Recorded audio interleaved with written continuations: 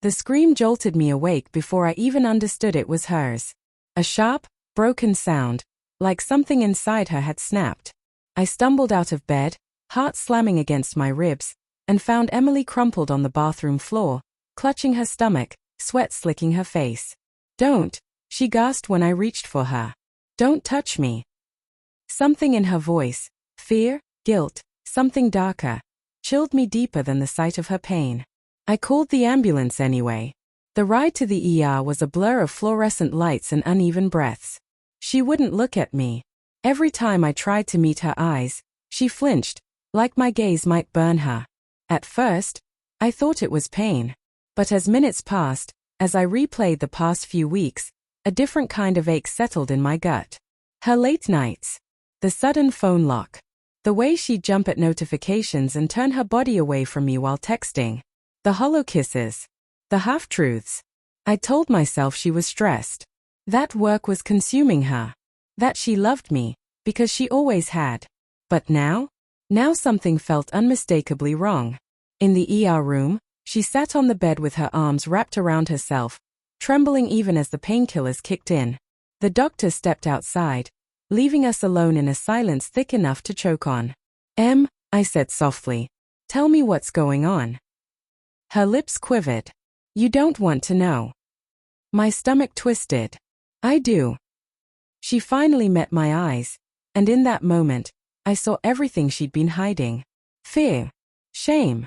A grief she didn't have the right to feel. "I made a mistake," she whispered. The world tilted. What kind of mistake? My voice was barely audible. She pressed her palms to her eyes. "I was stupid. I slept with someone." The words didn't land all at once. They crashed into me slowly, piece by piece, each impact more brutal than the last.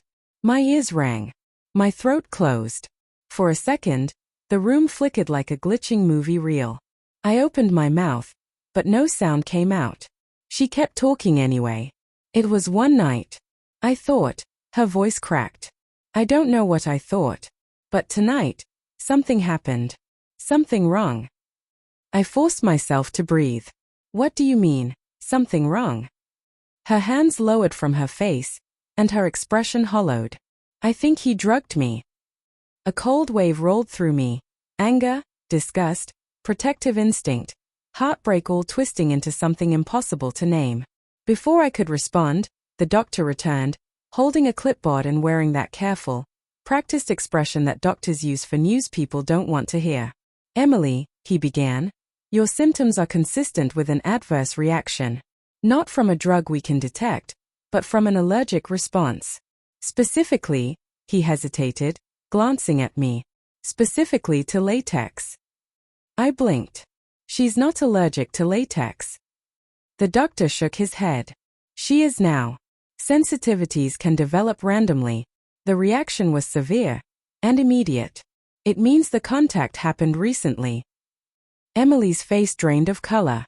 My chest tightened, not from anger this time, but from the raw, brutally honest realization that truth has a weight you cannot outrun.